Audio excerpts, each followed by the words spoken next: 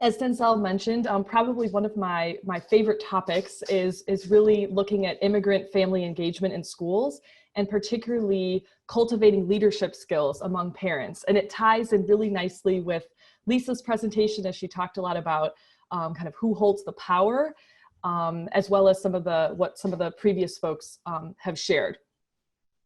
Okay, so just to start, this is a framework that was developed by a woman named Young-Chan Han, who works for the Maryland Department of Education.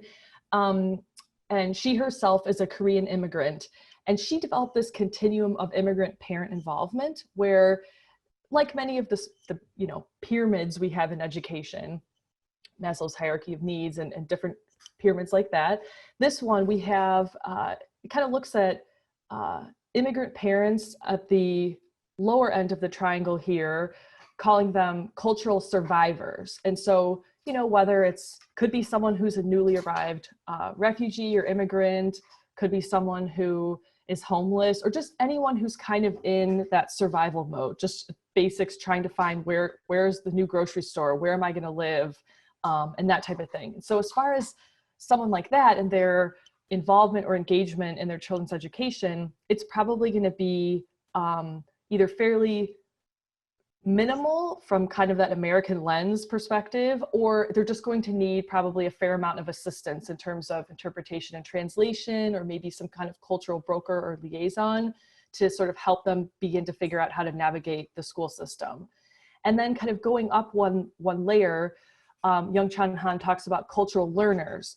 And so parents that are in this stage, they begin to function a little bit more with the support. They probably still need support of interpreters and translators, but they start to sort of participate more and begin to understand the system, the school, their children's school as well as the school district a little bit better.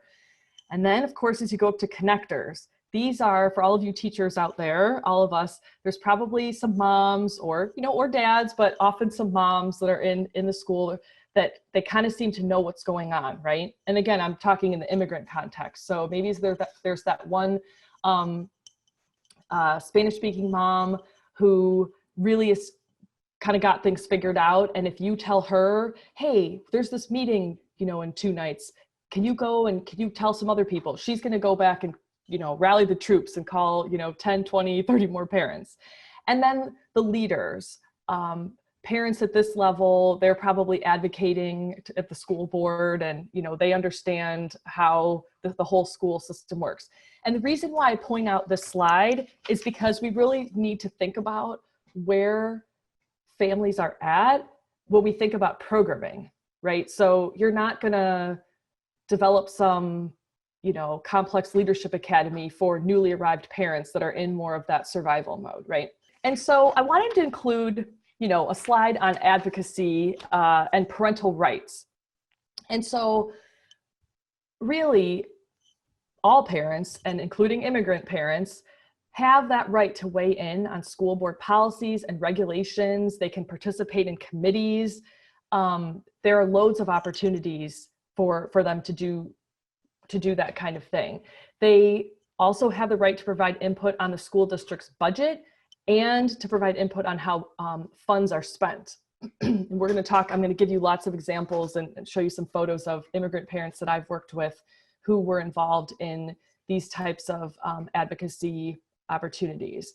And then the third one, very key, especially to those of you who check the box on interpretation and translation services, parents do have a right to receive information in a preferred language, or a language they understand. And that's a tough one. I think in my work, both locally and nationally, I would venture to say less than 10% of school districts are actually doing that, well.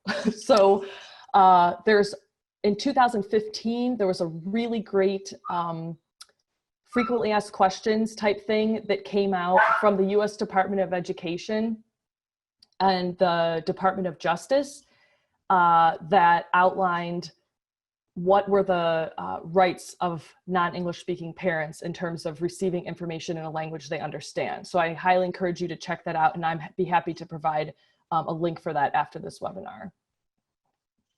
Okay, so here are some examples, and these make me smile and just bring back fond memories. So I worked in a large district in Maryland where I coordinated immigrant family and community engagement. And so just here was an example of some immigrant parents attending school board meetings. This group used to often pick a color, and they would stand up together whenever they agreed with whatever was being advocated for. Okay, then there was a group of parents who were advocating over a course of a number of years for more bilingual parent liaisons. So folks who could both interpret for them, would help translate documents, who would be sort of cultural brokers and explaining things. And so a lot of these parents, it was their first time doing anything like this. Part of my role was to help make sure that the school board meeting, they had interpreters available, even if we had to, contract out for them, but so these parents could share what they wanted to share. So just a few photos there. And then I know school budgets are handled very differently across the country, but in Maryland, in most cases, after the school board approves their version of the budget, then the county government has to approve it, and the county government folks are the ones who kind of hold the purse strings. And so there were multiple opportunities where parents really kind of needed to come out and advocate, not just in front of the school board, but then they had to do it again in front of the county government. So this was a mom. I, of course, blocked out her face because I'm no longer in touch with this mom, so I wasn't able to get her permission. But she she made this wearable billboard and went into, and this particular mom was pretty openly undocumented. And she walked right into the county government with her wearable billboard talking about Title VI of the Civil Rights Act and how she had a right to receive information in a language that she understood in her child's school. Pretty bold and an awesome parent. Okay, so the question then becomes, right? How did we get parents to this point, right? You mentioned a number of barriers. This did not just happen overnight, right? This was very strategic in how we could build the capacity of immigrant parents. And so I'll share a little bit about the Maryland experience and then about some other national organizations that you all can tap into. So in Maryland, the woman I mentioned earlier, Young Chan Han, who developed that model, when she worked in one of the local school districts, she developed I forget exactly what she called it, but it was essentially an international parent leadership academy of sorts, which then spread to a number of the other districts, including the one I used to work in. I think it's in probably 4 or 5 of the large school districts in Maryland now. And just to give you a brief overview, because they're all fairly similar, it's usually about 5 or 6 weeks where a group of immigrant parents come together, and these are people who usually everyone does it a little different, but most of the time they have to apply to participate in this academy. And I know when I used to oversee it, I made sure to choose a variety of language backgrounds, a variety of schools from across the district we were in, just as diverse as I could make it from whoever, applied.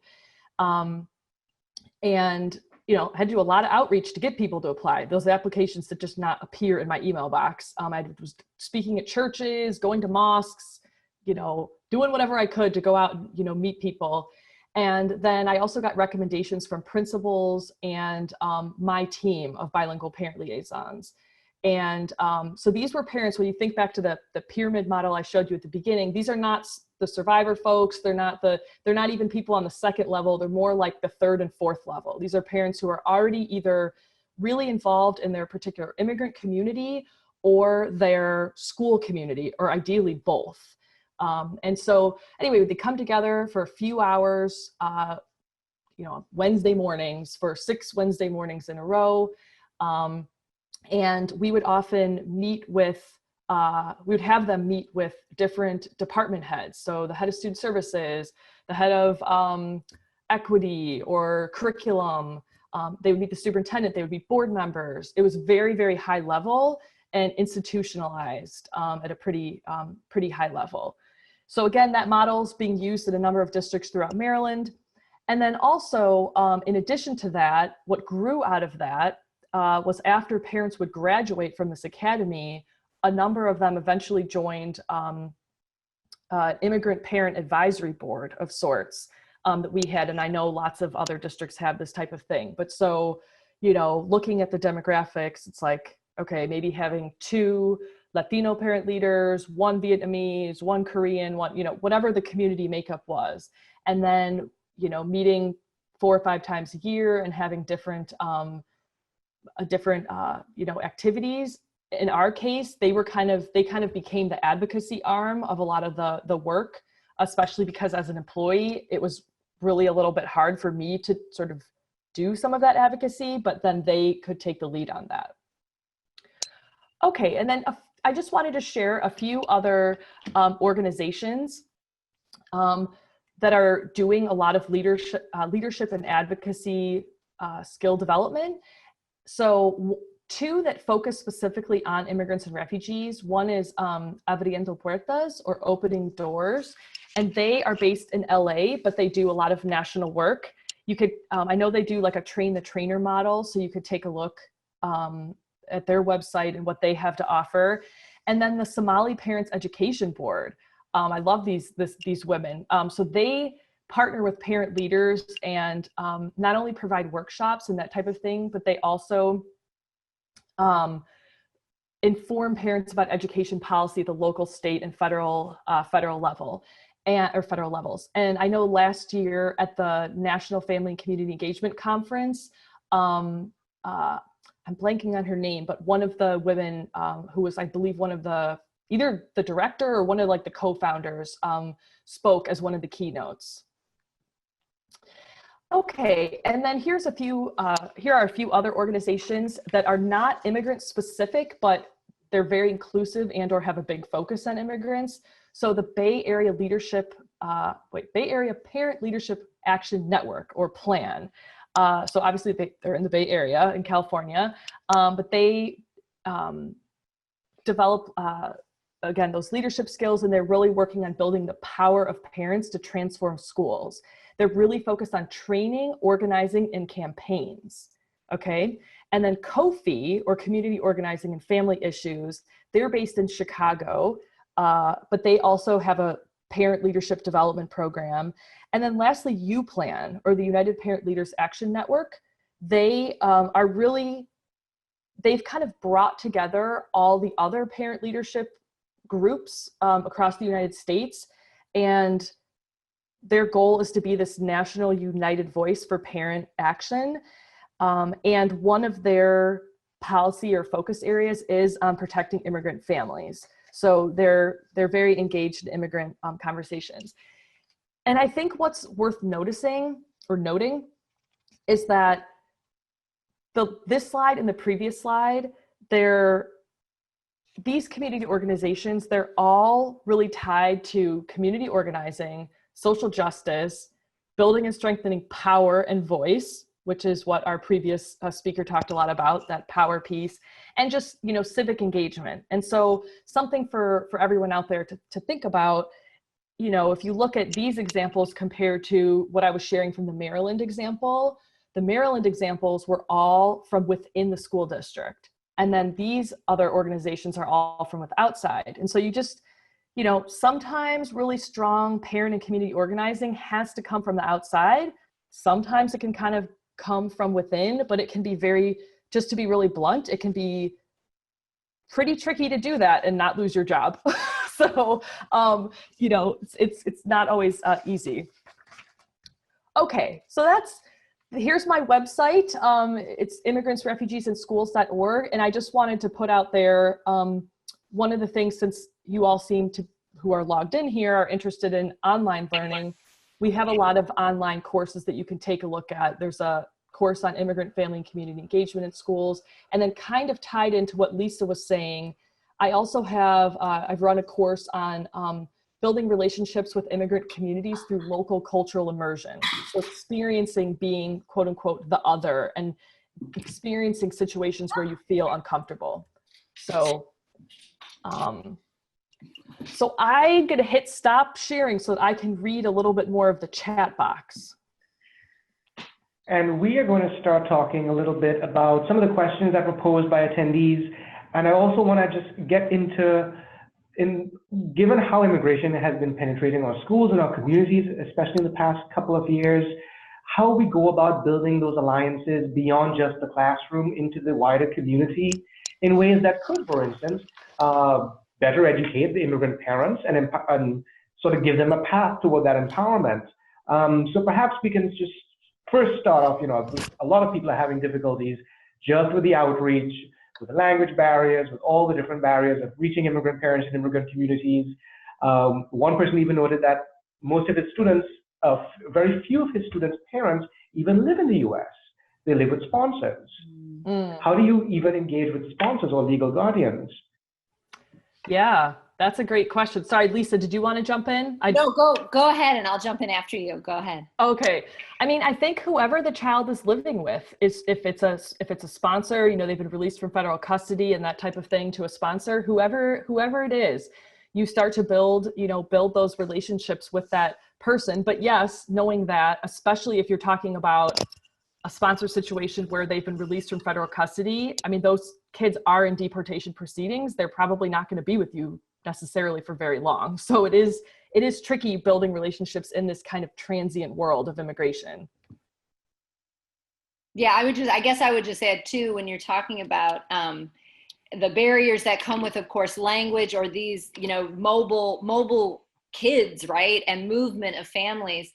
It's always important. I'm not sure if I'm repeating something that was already said, but having a community advocate, there usually is in any immigrant community I've worked in. There's the mom who's wearing the signboard. There is someone who has been really politically active, has developed multiple language skills, but also those sort of cultural broker skills. And figuring out who those are in each church, in each agency, in each after-school program. Oftentimes what I imagine doing with school districts is helping the school district figure out who those parents are.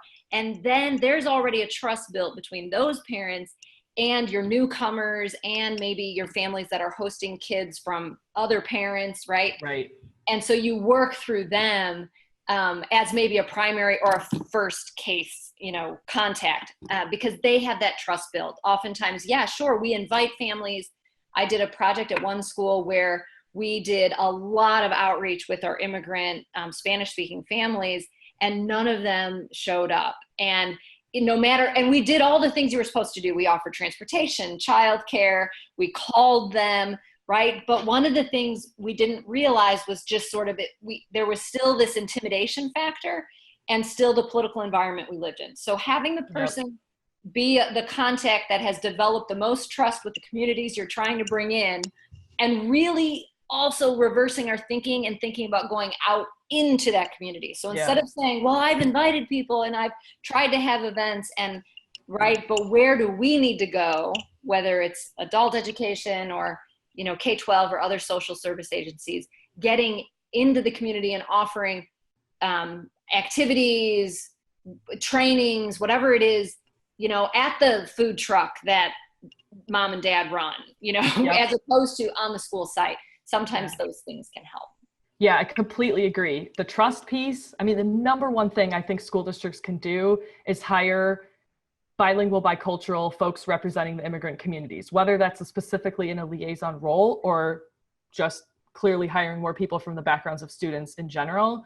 And also, just in case people, I see lots of, what about language interpreters? There's all these comments flying on the chat box. I'd encourage you guys, if you can, to take a look at my website, because I mean, with this very, very short amount of time, there's no way we could get into all of that. I literally teach a 10-hour course on this. So there's so many nuances to family engagement. It's sort of hard to tackle in a short amount of time. Yeah, and I sense, like, I see someone posted, it sounds like you had the experience I had. We have the Spanish-speaking staff who were reaching out. We thought we did everything to make things comfortable. Well, we have to try again. Maybe what we were offering wasn't what parents needed or wanted. So we need to think about, how do we create small focus group opportunities to really engage and figure out what it is that's wanted. And also our own learning again of, well, depending upon where families are coming from, of course, there's different perceptions and cultural understandings of what education is, right? So it's my understanding, right, that in different countries, you send your kid off to school and you don't touch it as a parent. You don't go to school and advocate for your kid to get into that honors class. You don't advocate at a school board meeting. There aren't school boards. Whatever the case may be, these ideas of education, and even the idea of educación in Spanish is, in some Spanish-speaking countries, is much more encompassing in terms of, it's not just academics, it's all these other things. So I think we also have to try to figure out and learn more about what are the educational histories and experiences of the folks in our current community. And then maybe we'll understand more about what they would want, or maybe, how to help them understand different practices exist here at the same time as we have to understand what are the practices they came from. Right. So maybe we're not disappointed when they don't show up. Maybe they thought that's the most respectful thing to do. I don't know. Exactly. So. And two of the things that you'll mention, building trust and meeting immigrants where they're at. I see David Aguayo among the attendees, and he's going to be up first tomorrow, giving his personal story as an immigrant from Mexico, traveling through the entire U.S. educational system up until he recently graduated with his PhD. Congratulations, David. And how the community helped enable his success in one, very solid direction, as opposed to the situation for many other immigrants who end up in the very opposite direction.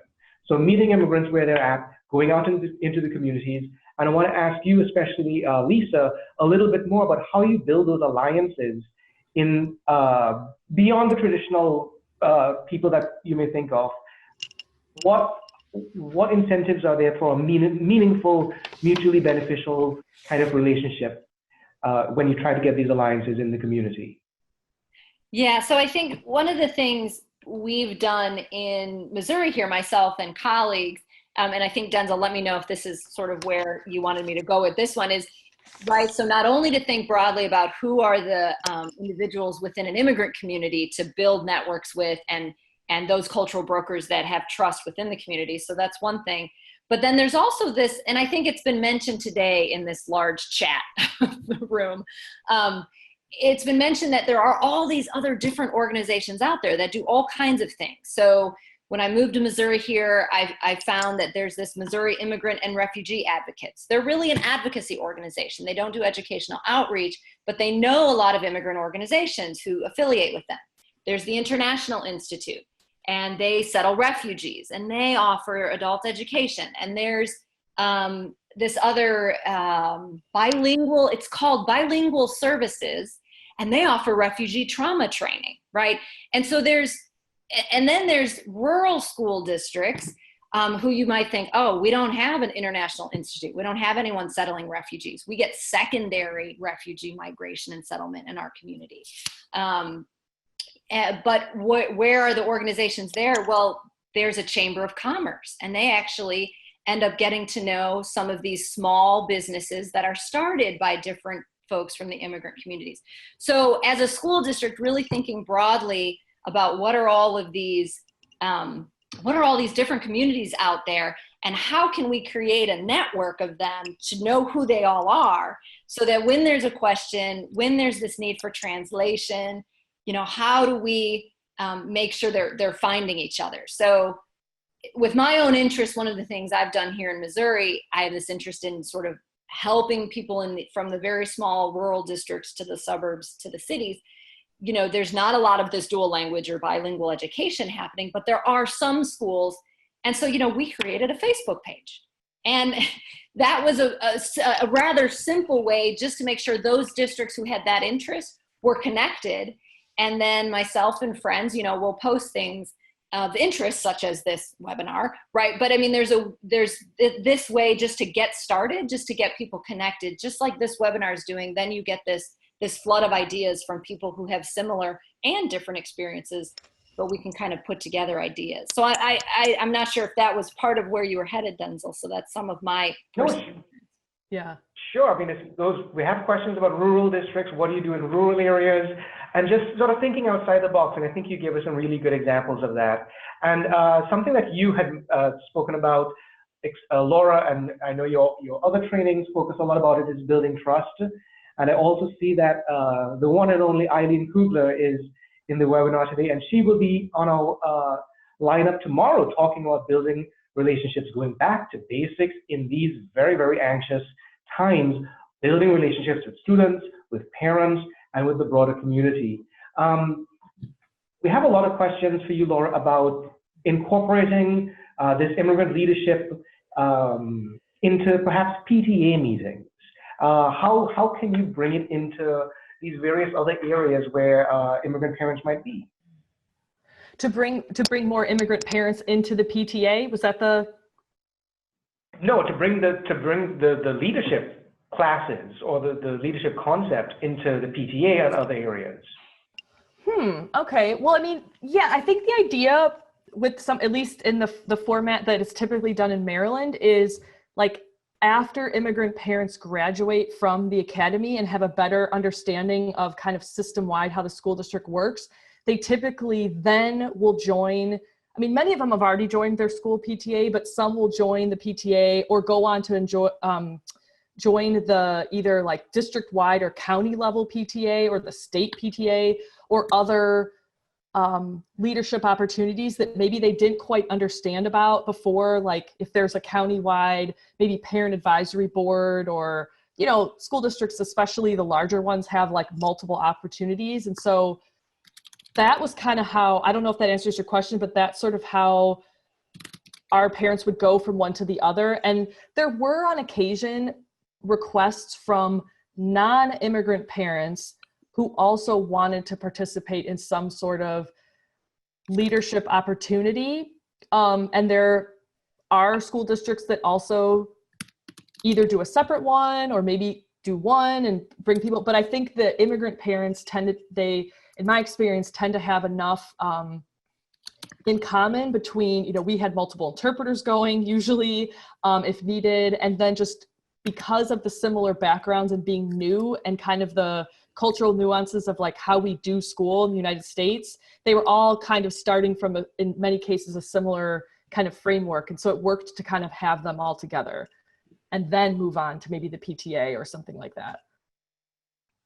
Right. So we need all that. We need that background work before we can move ahead with something like that. In many cases. Right. Right. And we have one very interesting question, and maybe we can end with this one about someone interested in experiencing cultural immersion in their own community.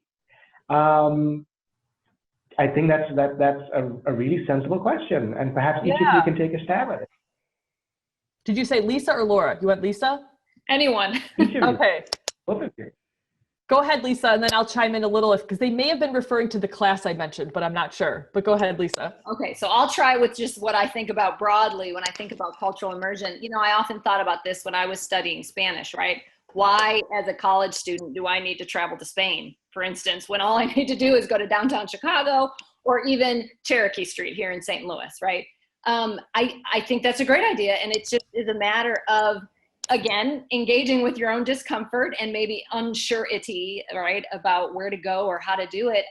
But just jump in and find a space, you know, but also tread lightly, because maybe people, right, I lived in Japan for 2 years teaching English, and sometimes I just needed to speak English for a while and not my broken Japanese, and right, and so I needed my own enclave, if you will. But, you know, so tread lightly, but if you find spaces where people are willing to share or even trying to create them, I think you work with community members and trusted individuals and try to create that space. People have done that in towns here, from rural areas to the city of St. Louis, where there's like meetups, you know, I don't know, I think those are everywhere, but right, you can find these social meetup groups. I have a teenage son who's on Reddit all the time. So there's also different sort of online ways to find different individuals who are interested in those things, and then end up meeting up face to face. So I think there's a variety of ways to try to experience cultures, if you will, but it entails sort of engaging with discomfort, treading lightly to make sure you're not just using your privilege to go into spaces where maybe you're not exactly welcome, right? So think about all those things, but then go for it. I think in most spaces I've been across the world where I have been the other, most individuals are very willing and excited when people want to learn and work with them. So, I think. Could I just add really quick to that? Yeah, please. I exactly what you said about experiencing being the other and the fact that you could just go down the street and not necessarily have to go abroad to experience that. That is exactly why we developed the cultural immersion class in the school district I used to work in, because most of the teachers were not in a place where they could, travel to Central or South America for the summer. So we created a 5-week PD for teachers right in our community to go out into the different immigrant communities where they would visit the mosque. They would, I don't know, there were all sorts of different experiences. And so if you check out my website, we've recreated a sort of a infrastructure for that online, and we're looking for school districts to partner with to keep that experience going. All right, last question. The attendees are ganging up on me, demanding that Rosalia's question be addressed. And I would like to probably pose maybe just 10 seconds from each of you as to, without a leadership academy, without having those kinds of resources readily at hand, what can teachers themselves do? What can educators do to support parents to become those school leaders? What's probably just one thing from each of you? Pensive. 10 seconds. I know. 10 seconds. It's pressure. It's finding who those cultural brokers are and opening opportunities. It's tricky in different environments, right? Because where there's a number of people, right, it may be easier to bring, say, immigrant or refugee families into leadership roles because they're already of a large number at any school or organization. Here in Missouri, they're the other. They're clearly marked as different. They're the only one that wears a headscarf at one particular school, whatever it is. And that may be more difficult. So maybe one way to start, which I think a school I know has done, I think this is in Texas, a friend of mine in Texas, is at one point the teachers and maybe the school leader got together and said, it's okay if we start with a separate parent organization. And so actually they sort of had 2 running PTAs, and one was completely run in Spanish and was with Spanish-speaking parents that had some interest, and the other one was English. I wouldn't advocate segregation, right? But there may be a time and a space where in order to gain access to power, you do give people a space to figure out how to do that. So, exactly. Some ideas that jump into my mind right now. I think David, tomorrow, everyone come back tomorrow. I know David's working on these issues, and I think he'll probably have some great ideas for this. And my 10-second idea, if I'm truly limited to one, I'm going to say home visits as teachers, not just social workers, because 1, then you can build the trust and relationships, which everything else will follow from. And 2, there's lots of research out there now that shows that home visits are tied to improving academic achievement, like literacy rates, and also attendance. So you're going to kill multiple birds with one stone. And you could check out, I believe it's the National Parent Teacher Home Visit Project has a lot of great information on that. So that's my one, home visits.